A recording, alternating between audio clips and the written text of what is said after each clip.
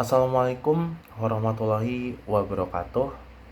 Selamat pagi dan salam sejahtera untuk kita semua. Perkenalkan, saya Hamam Zaki Amin dengan NIM 2302050064 dari Prodi Sastra Inggris. Pada kesempatan kali ini, izinkanlah saya untuk membuat rangkuman video terkait dengan apa saja yang sudah saya pelajari dalam satu semester ini di mata kuliah literasi digital dan kemanusiaan.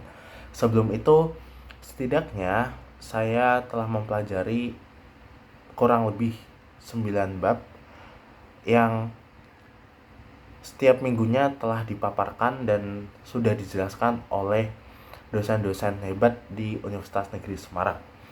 Yang pertama, kita mulai dari bab yang pertama, yaitu yang berkaitan dengan apa sih urgensi dari literasi digital dan kemanusiaan. Jadi untuk yang pertama adalah mengapa sih literasi digital itu sangat penting saat ini. Sejauh yang saya tahu, digital itu sifatnya adalah adaptif, artinya setiap masa memiliki perkembangan digitalnya masing-masing. Dan saat ini digital itu tidak bisa terlepas dari kehidupan kita sehari-hari. Baik dari segi kebutuhan maupun hiburan, manusia sangat membutuhkan digital untuk memenuhi kebutuhan hidupnya. Namun di balik itu juga diingatkan nih, resiko besar yang ditimbulkan dari bagaimana jika kita tidak memahami digital itu secara baik dan secara efektif. Nah, literasi digital itu bukan hanya soal kemampuan teknis, tetapi juga mencakup kesadaran diri untuk bagaimana kita bisa menggunakan digital itu sebagai sesuatu yang bisa memudahkan kita, tidak hanya diri kita sendiri, tetapi juga orang lain maupun masyarakat. Sementara nilai-nilai kemanusiaan seperti empati, kemudian adanya sosialisasi, kemudian ada tanggung jawab, itu tetap harus kita laksanakan di tengah era zaman yang sudah terdigitalisasi. Yang kedua adalah berkaitan dengan hubungan antara manusia, teknologi, Society 5.0 dan revolusi industri 4.0. Pada saat ini, di tengah revolusi industri 4.0 ditandai dengan perkembangan teknologi yang cukup pesat seperti adanya AI, robotika, IoT, dan Big Data itu ke dalam sistem produksi dan kehidupan manusia itu memudahkan kita. Namun di Jepang itu sudah memperkenalkan 5.0 di mana bukan hanya inovasi tetapi juga bagaimana teknologi itu akan menyelesaikan masalah-masalah sosial, di mana itu akan memberikan solusi dan juga membantu kita dalam bertanggung jawab terhadap suatu masalah. Untuk yang ketiga adalah adanya dampak positif dari kemajuan teknologi. Kemajuan teknologi itu tentunya membawa dampak besar ya untuk kehidupan kita. Seperti contohnya ketika kita bekerja secara remote ataupun bekerja lebih fleksibel, dengan kita bisa mengatur waktu sesuai dengan kesibukan kita. Kemudian contohnya juga di bidang teknologi ataupun pendidikan, kita juga bisa mengenal adanya e-learning yang bisa menjangkau kita semua dimanapun dan kapanpun. Yang keempat adalah dampak negatif dari kemajuan teknologi. Tentunya ini menjadi sebuah tantangan dan risiko yang kita akan terima ya. Nah, apa saja sih? Seperti contohnya adalah cyber crime, hoax, pelanggaran privasi, dan juga bisa pencurian data yang dimana bisa saja kita ketika tidak sadar bahwa data kita sudah tercuri oleh orang yang tidak bertanggung jawab. Untuk topik yang selanjutnya adalah konsep dasar IoT dan Big Data. Internet of Things or IT adalah konsep di mana perangkat fisik seperti kulkas, lampu, atau kendaraan itu bisa terkoneksi ke internet dan bisa kita gunakan gunakan untuk berkomunikasi secara langsung. Nah, sementara Big Data itu adalah kumpulan data dalam jumlah besar dan kompleks yang dapat dianalisis untuk menemukan pola, tren, dan prediksi. Nah, pada topik yang keenam itu adalah pemanfaatan dari IoT dan Big Data dalam kehidupan sehari-hari. Contohnya adalah ketika IoT dan Big Data itu kita gunakan untuk kebutuhan sehari-hari. Seperti contohnya yang sedikit agak rumit adalah dalam bidang pertanian. IoT digunakan untuk memantau kelembapan tanah secara real time. Yang kedua adalah di sektor kesehatan. Big data itu digunakan untuk merancang kebijakan berdasarkan pada penyakit yang ada di masyarakat. Untuk yang ketujuh, pada topik ini kita diberikan materi tentang bagaimana sih e-commerce itu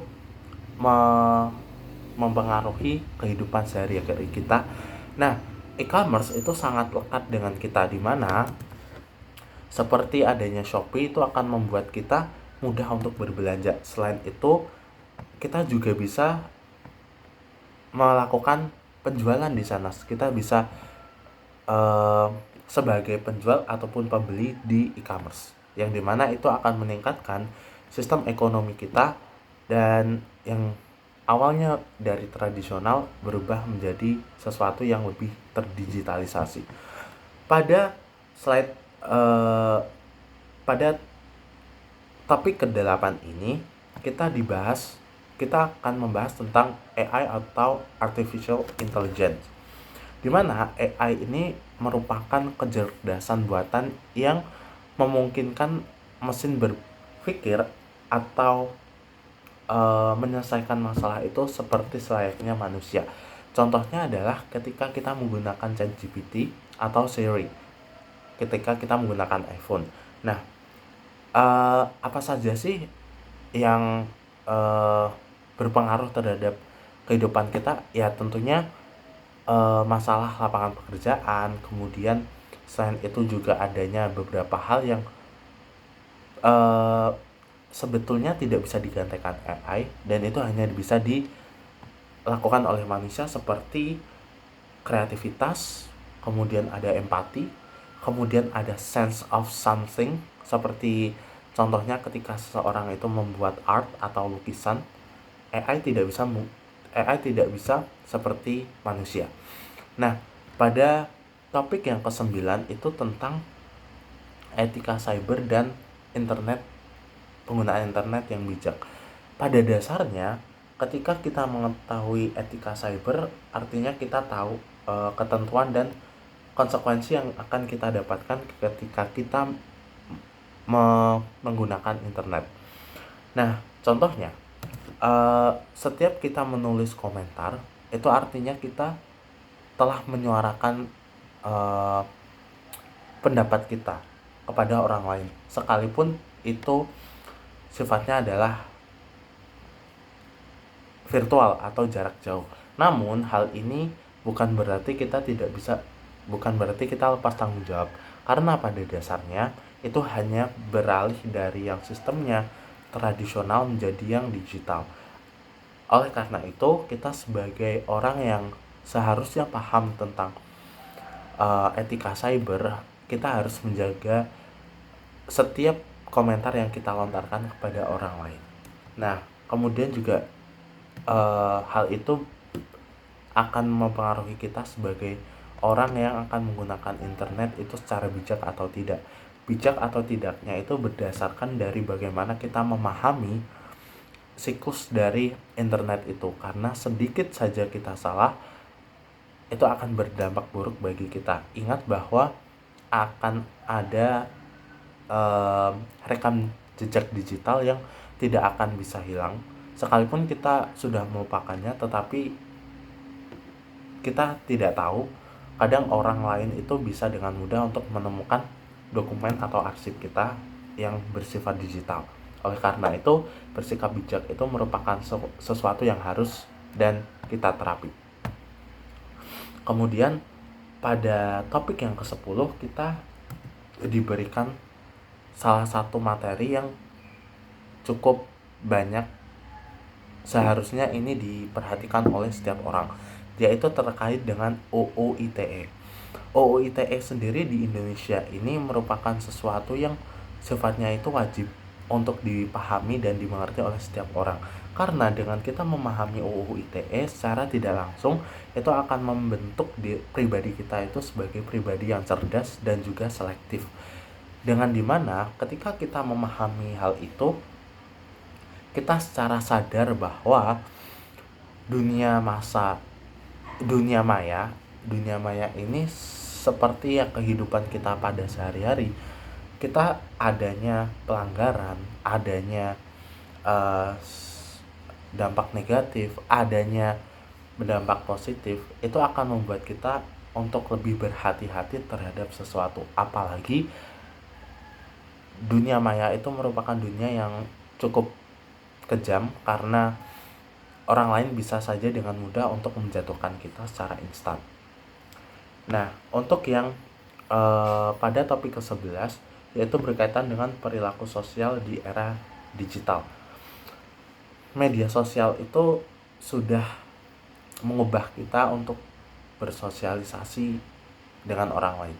Yang dulunya kita itu bersosialisasi langsung, dengan adanya media sosial, kita dengan mudah untuk menghubungi orang-orang, teman-teman, saudara, kerabat yang jauh dengan kita, misalkan di luar kota atau bahkan di luar negeri. Namun perlu diingat bahwa komunikasi yang tulus dengan menghargai pendapat, menghargai perbedaan, dan menciptakan ruang lingkup diskusi yang sehat dan inklusif itu merupakan suatu keharusan, sekalipun itu merupakan komunikasi secara sosial digital. Nah, pada materi berikutnya sebagai materi penutup, yaitu adanya salah satu film pendek yang sangat bagus untuk ditonton karena nilai-nilai yang diberikan itu sangat relevan dengan nilai-nilai kehidupan kita sehari-hari. Apalagi yang menyangkut tentang mahasiswa, di mana mahasiswa banyak sekali yang berlomba-lomba untuk mencari jati diri, seperti yang ditayangkan dalam film berjudul Bayangan, di mana film ini secara singkat itu menceritakan tentang seorang remaja yang dia karena melihat postingan di TikTok, dia menginginkan sesuatu secara instan. Oleh karena itu dia secara sadar dia meminjam uang di pinjaman online, dan pada akhirnya dia terjerat oleh utang yang bunganya sangat besar, dan itu membuat dia frustasi dan akhirnya menimbulkan permasalahan yang baru. Nah, dari cerita ini kita bisa mengambil kesimpulan bahwa film ini itu menunjukkan bahwa antara identitas kita di dunia sosial itu bisa mempengaruhi seseorang di dunia nyata. Oleh karena itu, penting untuk kita memahami secara penuh apa sih itu literasi digital dan hubungannya dengan kemanusiaan. Oleh karena itu, sebagai bentuk pembelajaran, literasi digital dan kemanusiaan ini sangat memberikan insight yang bagus dan juga memberikan pengetahuan-pengetahuan yang sangat relevan pada kehidupan kita saat ini. Mungkin demikian yang bisa saya sampaikan, dan terima kasih. Wassalamualaikum warahmatullahi wabarakatuh.